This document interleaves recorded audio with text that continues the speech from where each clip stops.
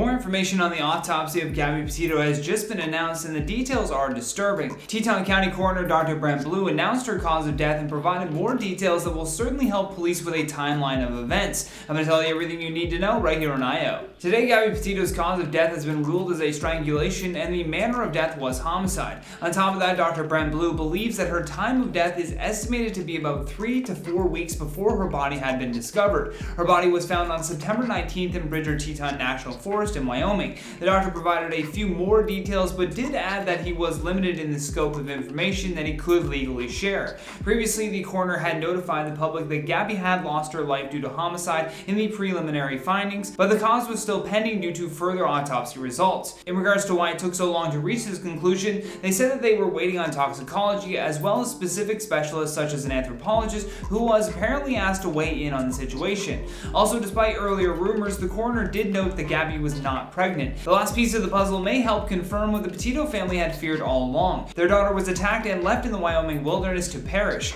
The FBI do have an arrest warrant issued for Brian Laundrie, but not for Gabby's death. It was for the use of unauthorized access devices, with prosecutors claiming that Brian had used a Capital One debit bank card from August 30th to September 1st, with purchases totaling at least $1,000. Although that being said, I'd also like to correct an earlier claim that these cards were Gabby's. Despite that seeming like the most possible thing in this type of a case, the FBI have not confirmed that the cards belong to Gabby Petito. Her mother Nicole Schmidt and stepfather Jim Schmidt said in an exclusive interview with Dr. Phil that their daughter's body was found just a 5 to 10 minute walk from where her van was spotted last time in Wyoming.